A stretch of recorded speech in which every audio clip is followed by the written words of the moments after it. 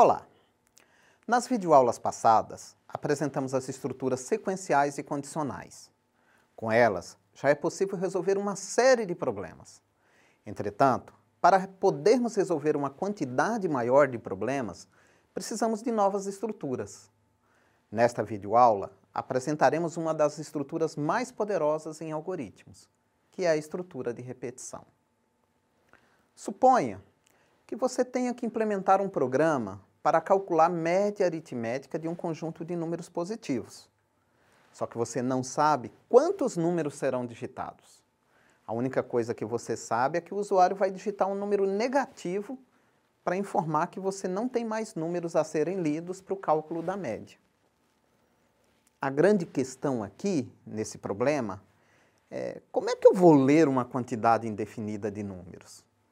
Se o usuário tivesse informado que quero média de 5, 10 números, seria fácil fazer a leitura desses valores. Eu vou repetir no código a leitura 5 ou 10 vezes, respectivamente. Isso porque você consegue determinar o número de leituras necessárias. Mas no nosso problema, você não tem essa informação. Eu vou ler até ler um número negativo. Para resolver esse tipo de problema, você precisa de estruturas de repetição. Uma estrutura de repetição permite que um conjunto de comandos, no bloco de comandos, ele seja repetido diversas vezes, até que uma determinada condição de interrupção seja satisfeita, ou uma condição de permanência não seja mais satisfeita. Então, você tem esses dois tipos de condição, permanência ou interrupção, sendo que dá para converter de uma na outra. Em síntese, enquanto uma determinada condição possibilitar, eu vou continuar repetindo aquele conjunto de comandos que fazem parte do bloco de repetição. E essa condição, ela pode ser avaliada tanto no início, quanto no final de cada ciclo de repetição, ou no final dele. Para atender isso, existem duas estruturas de repetição, sendo que geralmente dá para simular uma com a outra. E além dessas duas estruturas de repetição, existe uma terceira, em que você fala para repetir o bloco de comandos um determinado número de vezes. Mas essa terceira nós só vamos falar mais à frente no curso. Por enquanto, vamos ver as estruturas em que eu posso avaliar, ou no início, ou no final. A que eu avalio no início é a estrutura de repetição enquanto, que no C++ vai ser representada pelo comando while. A que eu avalio no final é a estrutura repita enquanto, que em C++ vai ser representada pelo comando do while. A estrutura enquanto possui dois componentes.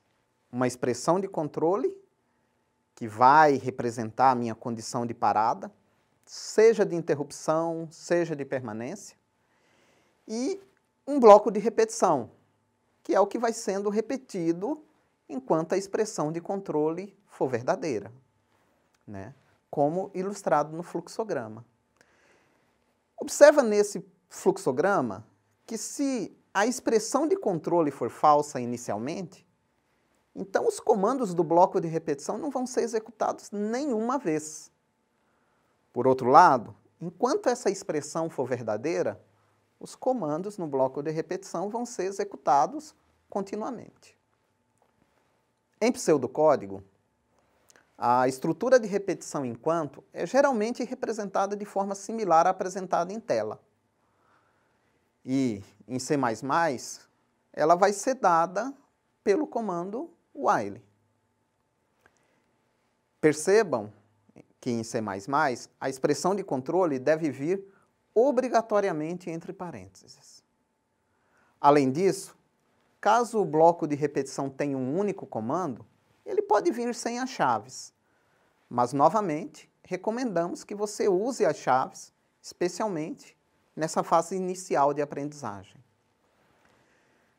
Bom, Notem que nós temos duas formas habituais de iniciar o bloco de comandos, cada uma delas sendo apenas uma questão de estilo, né? E essas duas formas estão sendo apresentadas para que você perceba que existem preferências para codificação, né? Existem estilos de codificação. Então, alguns desenvolvedores seguem um estilo de abrir chaves logo após o comando, enquanto outros preferem abrir as chaves na linha seguinte. E isso é apenas um dos exemplos, né, de elementos que podem ser diferenciados por questões de estilo ao codificar e que não geram impacto no código final. Bom, nós apresentamos a sintaxe da estrutura de repetição enquanto. Vamos ver um pequeno exemplo? Nós vamos calcular o máximo divisor comum, o MDC, entre dois números naturais não nulos A e B. O que nos diz a definição? A definição nos diz que MDC é o maior divisor possível entre ambos os números. Existem vários algoritmos para o cálculo do MDC, e nós vamos usar aqui o algoritmo clássico que nos diz que o MDC entre dois números naturais não nulos é o último resto não nulo do processo de divisão sucessiva entre o maior valor pelo menor valor, sendo que a cada passo eu substituo o maior pelo menor e o menor pelo resto. E aí nós vamos repetir o processo até que tenhamos um resto zero. Está confuso? Vamos ver um pequeno exemplo. Vamos supor que A seja 282 e B seja igual a 114.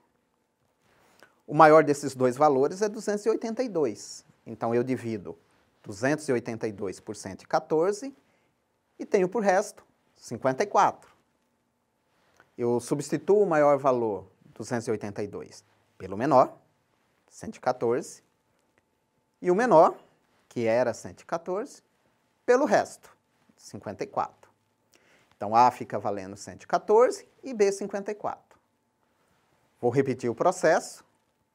Agora, dividindo 114 por 54 e encontro o resto 6. Repito novamente o processo de substituir o maior pelo menor e o menor pelo resto. Então, A fica valendo 54 e B fica valendo 6. Calculo o resto de 54 por 6 e obtenho resto zero, que é a condição de parada da minha repetição. E nesse caso, como o último resto não nulo foi 6, o MDC entre 282 e 114 é 6. Bom, vamos ver em pseudocódigo a solução para esse problema. Perceba que o primeiro trabalho, a primeira coisa que eu preciso fazer é verificar quem é o maior dos dois valores digitados pelo usuário. Na sequência, uso uma estrutura enquanto para repetir justamente aquele processo de encontrar o resto. Fazer com que o maior receba o menor valor e o menor receba o MDC, até que o resto das divisões sucessivas fique nulo. Bom, é muito fácil transformar esse pseudocódigo em C++, como pode ser visto na tela. Novamente, nós temos um primeiro trecho para verificar quem é o maior e quem é o menor. E, na sequência, uma estrutura de repetição para as divisões sucessivas, encontrando o MDC. Implementem esse código. Façam, testem. Na próxima videoaula, nós vamos falar de outra estrutura clássica de repetição, que é a estrutura repita enquanto. Aguardo vocês.